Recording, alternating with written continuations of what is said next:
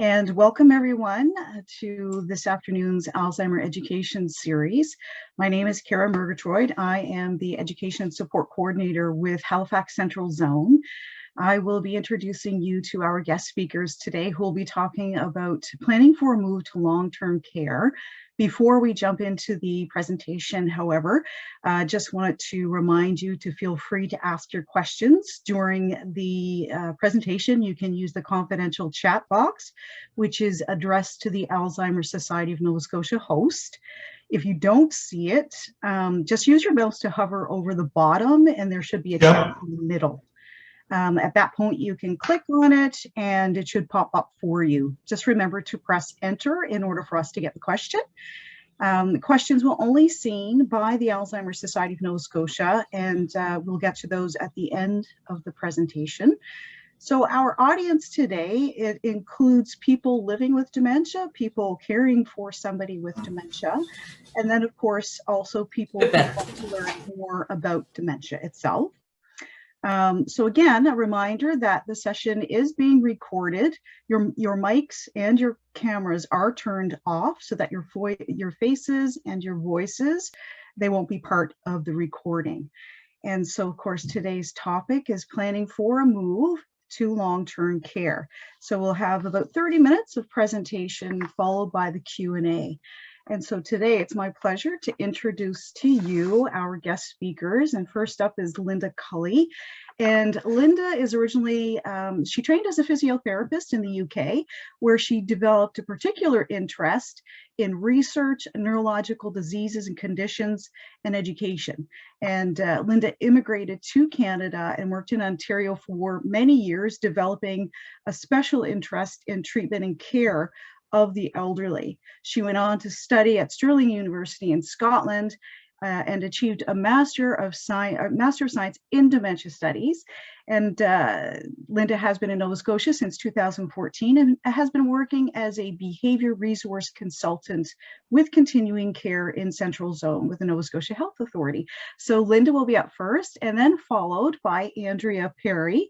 Andrea is an occupational therapist and she also works as a behavior resource consultant with Nova Scotia Health. And she's been with Nova Scotia Health now for a year and a half, but she has worked in a range of behavior and support roles in the community, hospitals, and long-term care homes. She also has experience working in community mental health and developmental services, and went on to finish her education as well with a master's degree in ethics. So thank you, Linda, and thank you, Andrea. I'll hand it over to you. Okay, well, thank you everybody for joining us on this sort of grey day. So it's at least we're not taking up your time and taking you away from a sunny day, which is always a bad thing to do. And this topic is quite a difficult topic to talk about. So we understand it is quite emotional, and we hope to allay some fears. So one of the things I want to say first is we normally don't plan in our lives, most of us, to go into a facility for our last years. Most of us, I think, want to stay in our homes with our families. And, you know, my mom, who is 90 this week, says, you know, I always plotted to die right here in my home. And that sometimes isn't possible. So we may need, you know, as we face the journey of our life, we may need more health. We may need more healthcare. We may need safety, or we might just be too lonely on our own and need to go into a community living situation. So one of my messages to people is to always try and be as realistic as you can from the moment of diagnosis, of whatever diagnosis you have, and think about different scenarios and think about things that might be important to you as a person and to you and your family. And to have conversations within your support group really early on about what your wishes are and how you would like to progress. But also, if you have to make alternate plans, what you would like those to look like. So those type of conversations really require time, bravery, complete honesty, and that is sometimes really difficult. So as families struggle with that, I always recommend to look for professional help and support if needed. Turn to your family physician, turn to, in your case, the Alzheimer's Society, or turn to professional counselors to help you with those decisions, and to also help family members, because it is a very difficult thing to think about and to discuss. So advanced discussions with care partners. What should we do and what shouldn't we do? For a start, I think we should all avoid making promises. I certainly didn't ever promise that my mom would not have to go into a facility. And she also didn't promise me that she would hold me to things that my dad had made us promise as he passed away. So we had an open conversation, and I think that's really important.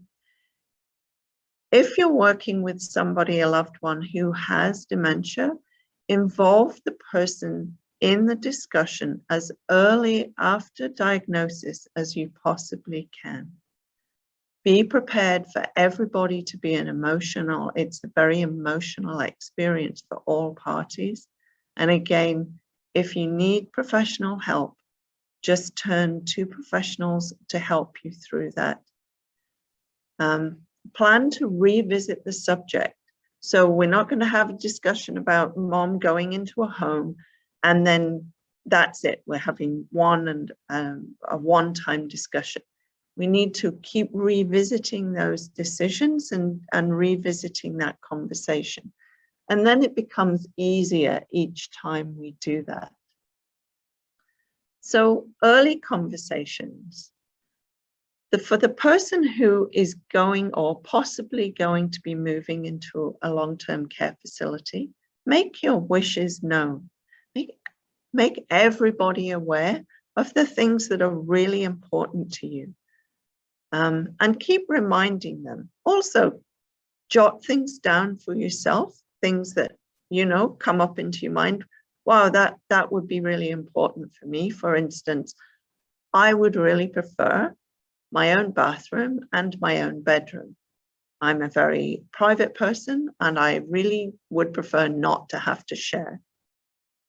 Or I really appreciate gardens and outside time and flowers. So it would be important for me to have somewhere to spend my life, the latter part of my life, with the possibility of going into a garden and looking at flowers, maybe even planting some flowers. So things that are really important for you.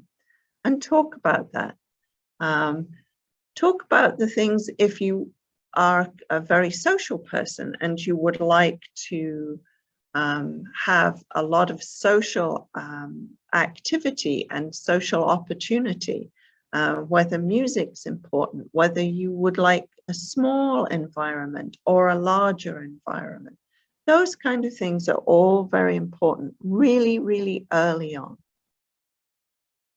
So as the move becomes closer and it looks that there's a possibility of perhaps going to a nursing home, we advise to get to know the nursing homes. Now, I know at the moment with COVID, it's very difficult. So right now, nursing homes are not allowing anybody from outside to go in to visit for a tour, but a lot of them have websites. So you can go onto their websites and look at their rooms and their layout. You can send questions Right now, everybody with COVID is really busy, so you may be delayed on getting answers. But COVID will come to an end and we will return to normal, I'm pretty sure.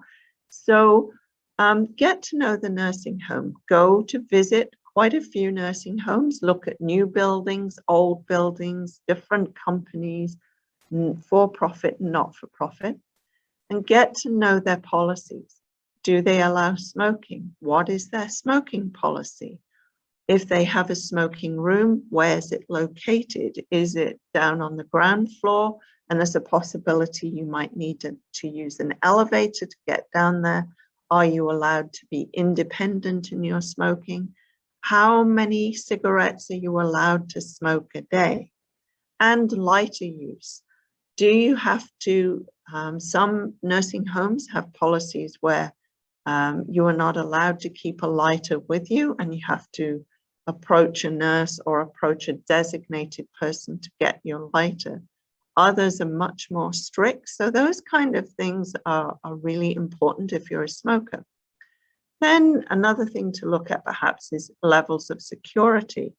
Can I go outside without asking permission? Can I go outside into a safe courtyard or a safe garden without permission? Is that door secured? How are the doors secured? Can we as visitors just enter, or do we have to book appointments? Again, COVID is making things really different right now. So we're sort of trying to talk about once COVID is over. Outdoor space, where is that located? Do I have to walk or find my way through quite a large portion of the facility before I can get to outdoor space? Or if we are in a newer build and my space is located in a sort of small home-based or family unit, does each unit or each floor have its own outdoor space? Those are really important things. And if you're not the right fit, people can lose their smoking privileges. They can sometimes, if they are perceived as being an exit risk, they might be moved or transitioned within the facility into a secure unit. Sometimes if things go wrong, you may have the support of a one-on-one attendant.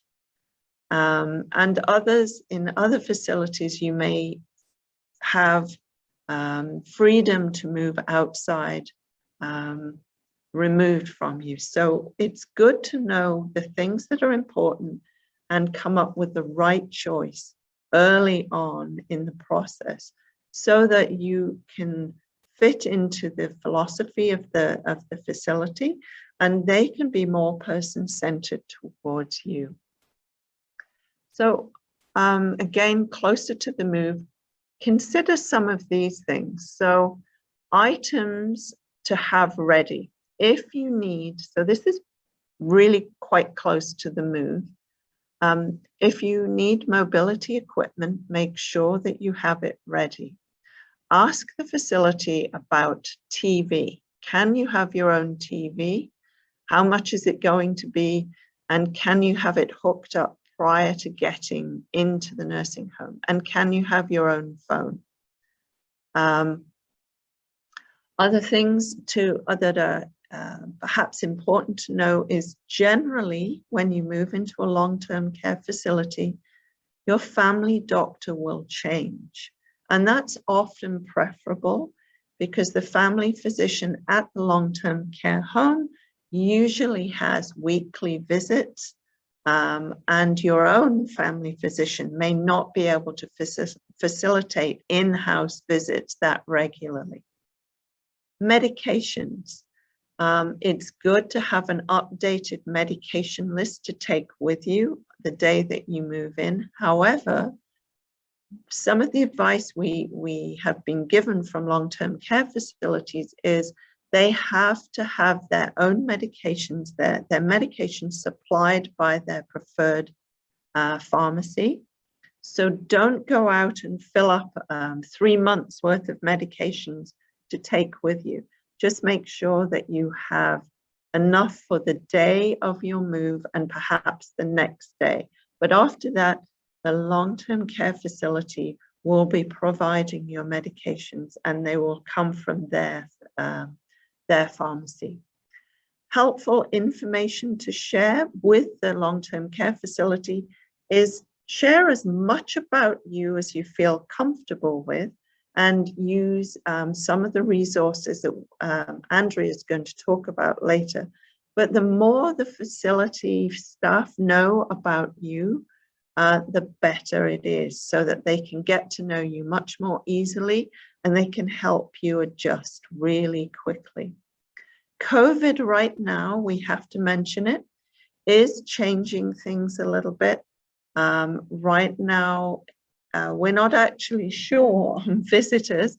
I think most facilities have stopped external visitors being allowed in, apart from designated care providers, who are usually family members, and there are usually 2 that are named, and they have some education provided by the long-term care facility on PPE, infection control, and items such as that. Right now, if you were to enter a long-term care facility from the community, there is a 14-day quarantine or isolation period. Some facilities are more strict on things that you can take with you, and things that you can take in prior to your admission to long-term care. Some are holding personal possessions for a period of up to 72 hours. Others are not. So those are things that you need to discuss with the long-term care facility itself.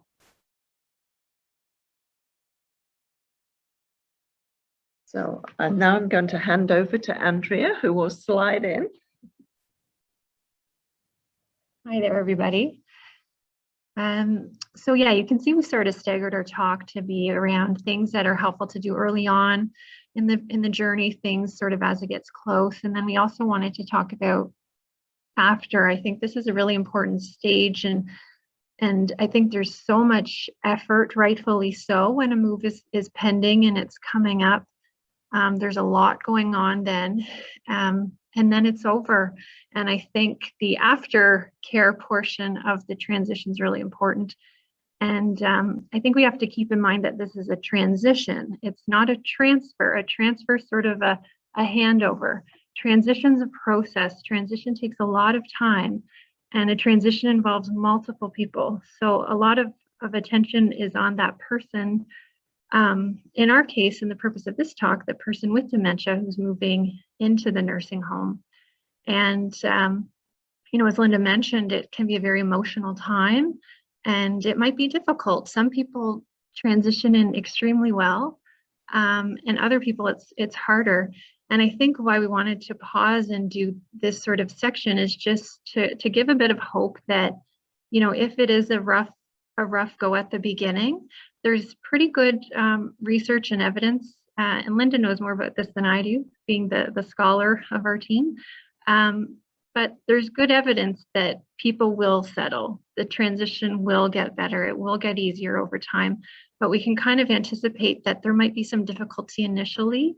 I think if you think of any time you've maybe started a new job or went through a transition of your own, there's a period of adjustment, and there's a period of disorientation and getting settled and figuring out what's what and where things are.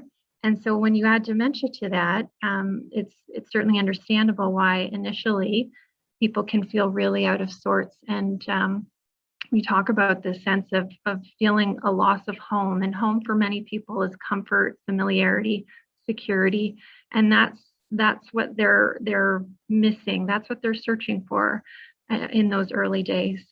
But we do know that within a couple months, usually people sort of get into a flow. They get into a groove of rhyme and rhythm to their day, and building bridges in comfort with people around them. And then after that, we do see that people tend to settle in and start to do well in the home. And I think the piece we want to emphasize as well is have optimism for your family member, but also for yourself, because as a family member or care partner, it's a big transition for you as well. If you've gone from being sort of hands-on all the time, the main person involved, it's a significant transition for yourself. And so we've got some resources we wanted to point out and share with you about this, but certainly the emotions will continue, and it can be a range of emotions. There's no right or wrong way to feel when this is happening, but certainly we know that guilt can certainly emerge of feeling, maybe you've let your family member down, or maybe there's, conflicting perspectives around the move. But if you were the one that was sort of designated to make the decision, you might feel guilt about this. Some people can feel a lot of relief and feel, I can breathe again. I can gather my thoughts. I can focus on myself again. And that's a good thing. There might be some guilt you feel because you feel that relief. So it can be very complicated. Some people might feel sadness, might feel loneliness and realize, the house is emptier now, and that will take some time. I think the main thing is to know that that's all within the realm of normal when you're going through a transition. And as Linda emphasized earlier, certainly reach out for help if you think that you'd benefit from speaking with somebody. So as we mentioned, some resources. So you're probably all familiar with the Alzheimer's Society website. So we just wanted to pull out a few of the really great resources that are available there. So at the bottom, it's just got a bit of a cheat on how to find these things. So if you go to the alzheimers.ca, the main page, you should see a tab that says help and support. So if you click on that, you'll then see a section called I'm caring for someone with dementia. You click on that, and then you'll see a section on long-term care. And I think if you're in this journey as somebody with dementia or a care partner, I would encourage you to bookmark this web page, because it will probably be, come in handy at some point. Linda mentioned the All About Me resource earlier as something that people with dementia, we would encourage you to look at this earlier on.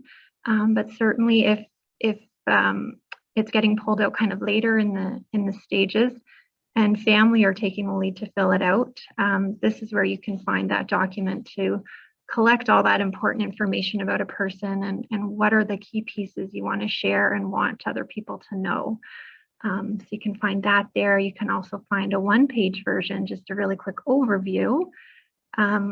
Linda talked about things to keep in mind when you're going to look at a nursing home for a tour or questions. And so the Alzheimer's Society has also prepared some helpful checklists along that vein of things to consider, things to look for, things to ask about. And then it's got a lot of informational pages. So there's an example there on adjusting after the move. So some of the things that we were just talking about. So it's a wealth of information. So please check that page out. Another website that we wanted to share with you, which you may be familiar with already, and we're very fortunate to have this organization here in Nova Scotia, is Caregivers Nova Scotia. So the website's at the top there, caregiversns.org. Same thing to help with navigation. You're going to go and look for resources. Then you'll see a section called Transitions in Adult Care. And then Is It Time to Move? And then Long-Term Care. On each of these websites, of course, there usually will be a search bar where you could type in long-term care and find your way eventually that way. So this is another resource. Where this is a little different is it's focused pretty exclusively on caregivers. And so when I was talking about some of those sort of emotional things, or the stress that you might feel as a caregiver, either beforehand when you're trying to decide what to do, or after the transition. They've got some really nice resources, and a lot of stuff that they source is written by caregivers. So it's people who've walked that journey before and wish to share information with others that are going through it. So we wanted to make sure you know about that. I think this is the last resource we have to share with you, is the Brain Exchange, which is a very, I almost think it's a little overwhelming of a website. There's just so much information on it, but it's a really good compendium. And so same thing, if you click on from the home screen there, you click on Resource Center Topics A to Z, go to L, Long-Term Care, you're going to find a wealth of stuff. And as behavior resource consultants, Linda and I certainly make use of this website a lot, because it's got there's a lot of research articles or research summaries on topics. It's got clinical resources, so stuff that might be beneficial to either yourself, but also the staff in long-term care. And it's got some pretty powerful videos, recorded webinars, I guess, of people who have gone through this themselves as family members. So just wanted to share that one with you as well. And I think, oh goodness, that's embarrassing. I forgot about this one. So Linda and I work for continuing care. So continuing care is important to know about if you don't already. The phone number is there on the bottom for central intake. But continuing care is, the public provider of home care services. So very helpful while you're waiting for long-term care out in the community to get home support and get connected to a care coordinator. And why that's important is that to access any of the Department of Health funded and licensed nursing homes or residential care facilities in Nova Scotia, it has to go through continuing care.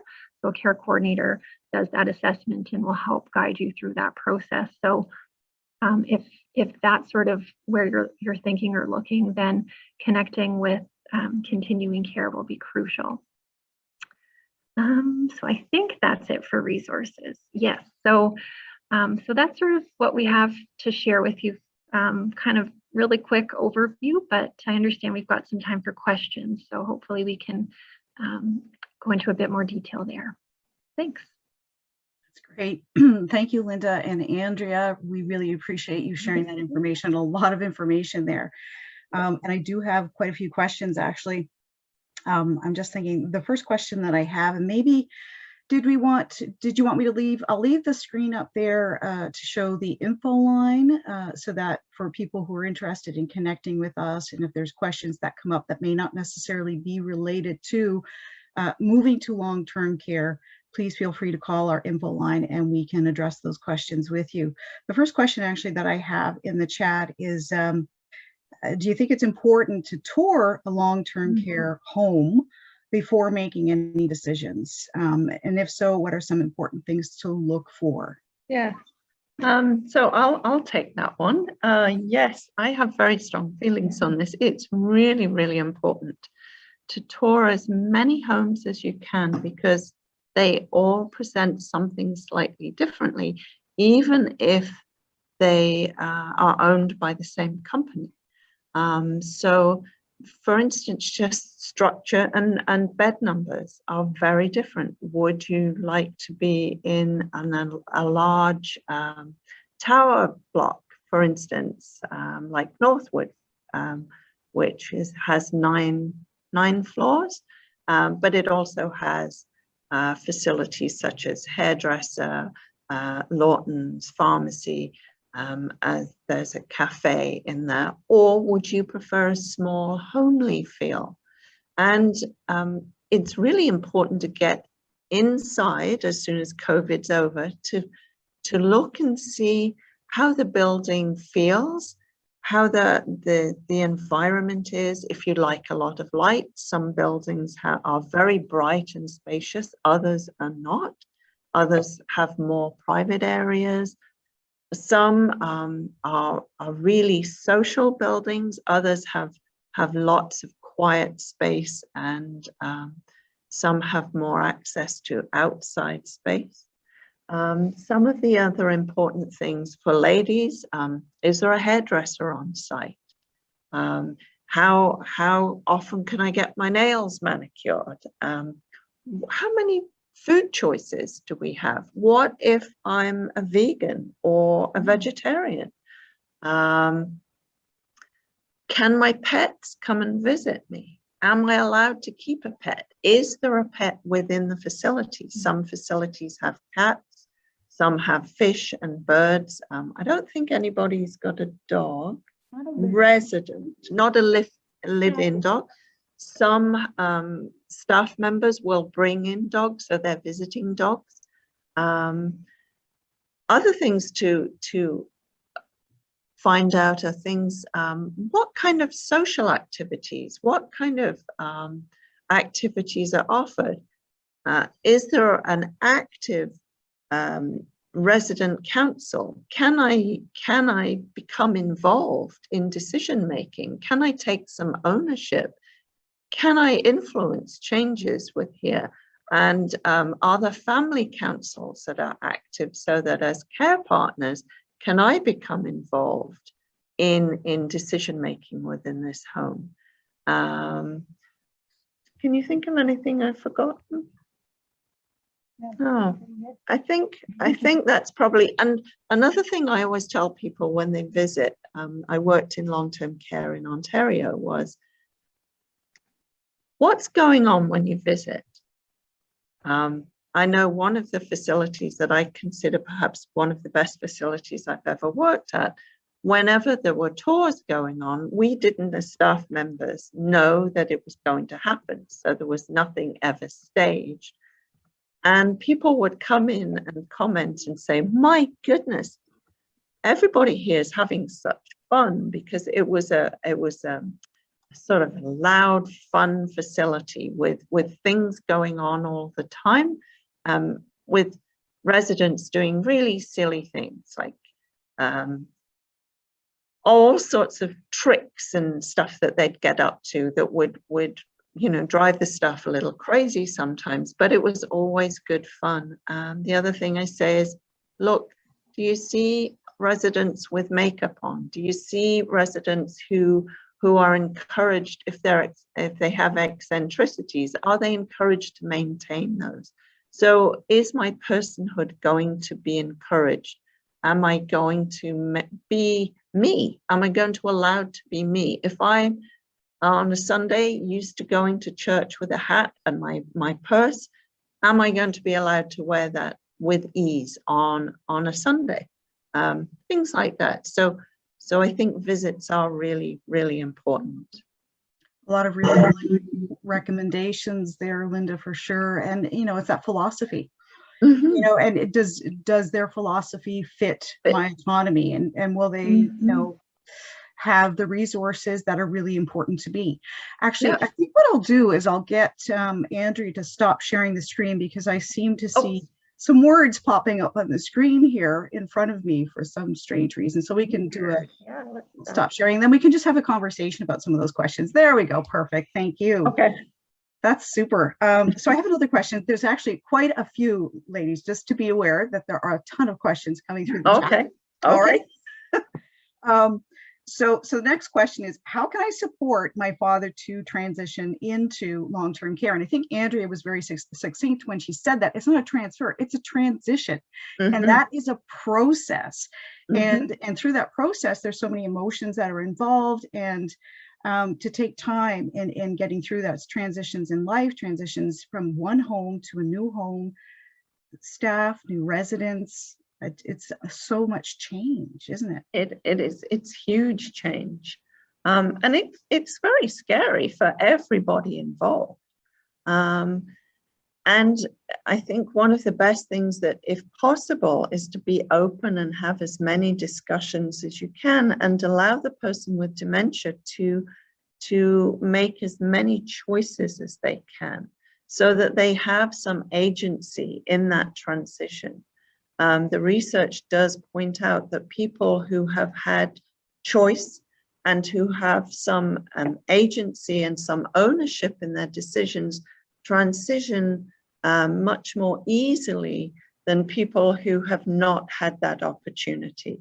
So allow your father to make choices, to help you decide important things for him to take, important information that he would like the staff within the facility to know about him, talk about his preferences, talk about needs and wishes and emotion too. Mm-hmm. Visit the emotion before you get into the long-term care facility, and validate that it's scary for everybody that's involved.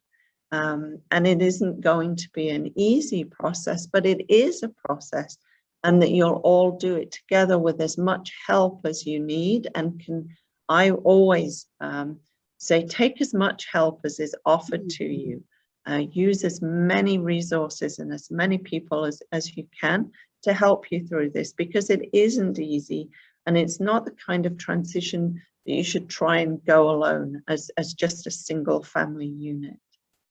Yeah, and I think that's really key. You had mentioned it, to have that conversation early and to include the person with dementia, your family member with dementia, in those decisions. And of course, those emotions are going to come out. Yep. And a question sort of related to that, actually, Linda, would be a third question that we have here. So for the person, what if they have a diagnosis of something like Lewy body, and they may not necessarily recognize that they have dementia, and trying to have a conversation? So that gets at that whole aspect of insight as well. So some people may have insight into the diagnosis and appreciate the changes that they're having. However, other people may not, and that conversation may be more difficult. Yes, and sometimes that and Andrea can probably come in on that with me too.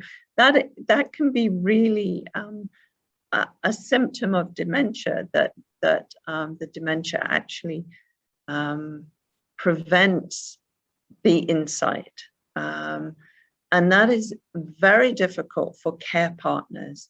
It's also very difficult for the person with dementia, because if you were imagining, say for today, I happen to think that it's May the 6th, but everybody is coming in and telling me it's Easter Sunday. After a while, I would be so frustrated that the rest of the world is completely against me. I would go through a process of being angry. I'd want to leave. I'd want to run away. I'd want to rebel against everybody. And that's kind of a little bit of what happens with dementia when your brain doesn't allow you to recognize some of the deficits or that there is a diagnosis. And then it becomes difficult. So to go through that decision of safety, perhaps for safety reasons, perhaps your family physician has recommended that you should go to a long-term care facility. And if your family physician is willing to be enlisted on that discussion, then sometimes family physicians or consultant geriatricians or consultant geriatric psychiatrists can be in on that discussion, saying, you know, that things, for safety's sake, things are not going well at home, and your care partner cannot maintain your safety. So we are recommending that the transition goes ahead to somewhere that can provide supervision 24 hours a day, 7 days a week, which isn't possible from a care partner. So sometimes safety, sometimes there are moments of recognition from the person with dementia that, yeah, things aren't going right. There's also fear factor that if you're told, you know, you have to go to a long-term care facility, or you might have to go to a long-term care facility, and you haven't visited them, or you have past recollections of how they used to be in the 50s and 60s, then that fear factor comes in. And so you as a person will build up a resistance. No, I'm not going, I'm never going. And transitions in those cases can be very difficult, very difficult. And sometimes when the decision has to be made, sometimes we as a professional team have to enlist the help of EHS and physicians to help that transition. It's not something we would prefer to do, but we have to be honest, some transitions do require an ambulance to facilitate the transition. And that must be difficult. I would imagine That's difficult for very everyone difficult. involved. Yes. So just sort of switching up the direction here a little bit, as far as tips on how, do you have any tips about what to do, or what to do the day of the move, what to tell the person with dementia, things we should do? So maybe some suggestions. I'll try a hand at that one. A good question. I think there's probably a lot of information available online about this topic. What I would say from sort of seeing different people go through this, I think it's thinking about yourself as a care partner and thinking about the person with dementia and what you both will need. I think we wanted to be positive for all involved. So that could include thinking about how you're going to maybe explain it the day of to the person with dementia. And, you know, we talked a little bit about people maybe without sort of a classic advanced stage of Alzheimer's diagnosis, but many of the people moving into long-term care are in sort of the later stages of their disease, where maybe insight and judgment, as Linda was saying, are impaired. So it's thinking through how to make this palatable to that person. So what's comforting to them, and citing those as reasons. So I'll give you some examples of things, you know, that I hear from families is, you know, if somebody is really trusting of their doctor, you can use that. You know, Dr. Jones actually thinks it's a really good idea. I'm not sure, I'm convinced. So you can build some alliance there if the person's, you know, a little hesitant to go. But if they still sort of respect their doctor and it's the doctor's idea, sometimes that can work. Other times, if somebody does, you know, have awareness or perception that maybe they've got some health issues, there's nothing wrong with my mind though, but yeah, my legs aren't so good, and, you know, sometimes things are harder to do. That can be a reason. You know, there's going to be people around who know a lot about pain and can help your legs. So again, you're trying to find that reason that will resonate with that person. Other times it's thinking through the positives. If, you know, like Linda said, if somebody's really into music or they're really social, talking about those things. We're going to go to a place where there's, you know, people always around, and you won't feel so lonely. You're trying to connect for that person. For care partners, I would say, I think one of the biggest tips is, and COVID, I think, has changed this, and I can't even guess currently what is going on because I think there's a lot of differences out there, but it's going to be an emotional day more likely than not. And I think having somebody else there with you is a good idea. And that support person. Yeah, and that's for yourself. You know, maybe it's for yourself. Member, maybe it's a friend. Yeah. Yep, somebody, because you're probably going to be doing a lot of paperwork for one, and you might be worried about your family member on their own. So having somebody that can spend time with that person while you're doing more administrative stuff. But also I've heard people say, there's no way I can drive home if it's just been such a difficult experience. Actually having someone physically to drive you home, getting down to that level, I think is definitely important. And I think, you know, if you have had to kind of come up with a reason for the move that, you know, connects for that person, I think it's really important too to make sure that the staff know that reason so that they can, after you've left, they can say that same reason. That's really helpful for all involved, for the staff, but most importantly for the family member. And I think, you know, thinking through your transition out that day. Mhm. So maybe it's making sure that person's, engaged with a staff member, or they're having their meal, or something where they're occupied in a positive way. And that's might be a time when you want to go.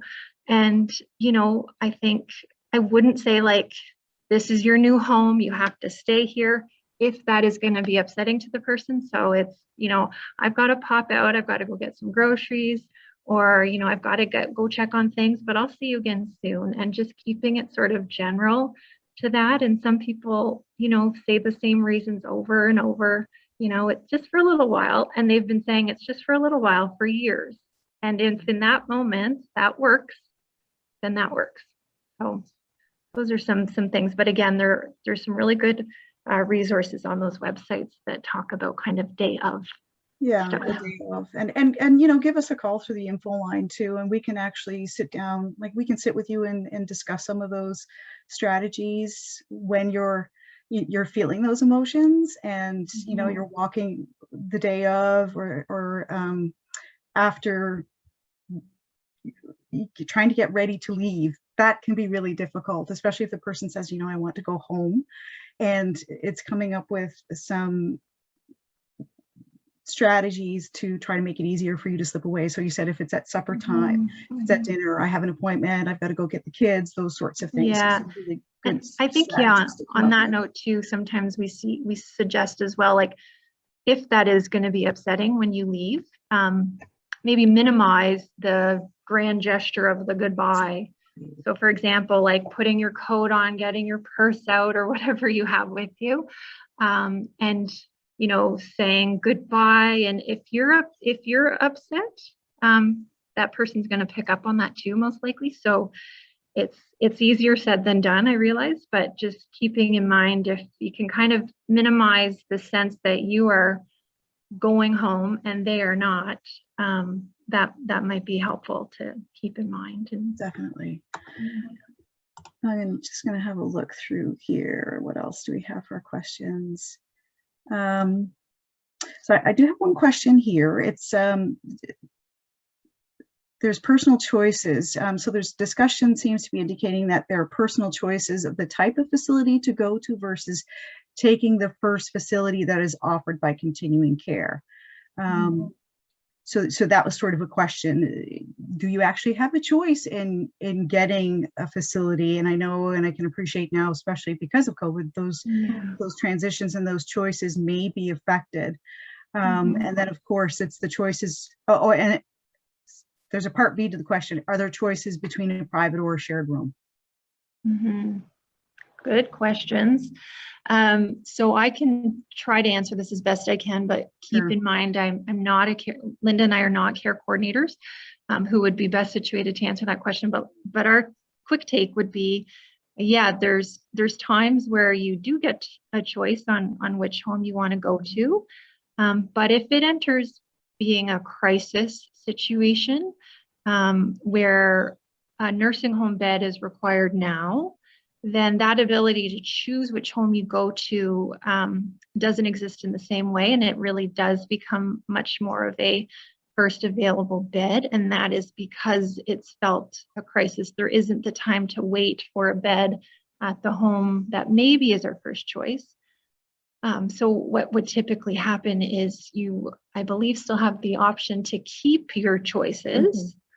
And then you would wait to move to your first choice or the preferred home from whichever nursing home you move to in the crisis stage. So I think that is correct.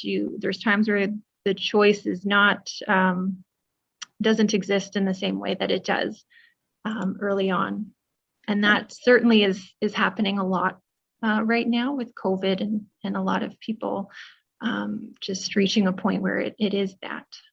Yeah, and I think the other thing too to think about is if a person moves into a long-term care home and they're settled, then do you want to sort of transition again yet into another Yeah. the preferred choice?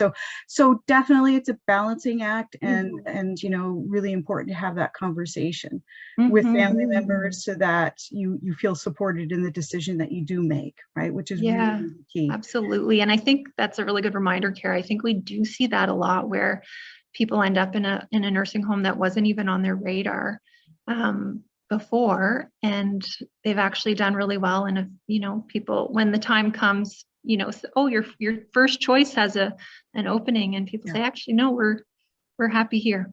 But certainly there are people where, yeah, they do choose to still move. Yeah, to transition into a new home. In your experience, how long does it normally take? And I know this is very individual. How long would it take for a person to adjust to their new surroundings, their new home? Do you want to take this one? Sure.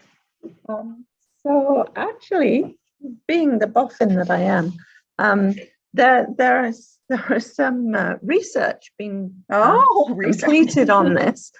And so I think the research was mainly done in the UK, but I think Holland has looked at it as well. And so in a short answer, it takes individuals different amounts of time. And it also depends at what stage in your dementia process you are transitioning. So earlier is easier for the transition, and later to advanced dementia, they find that it takes you longer to adjust and to transition.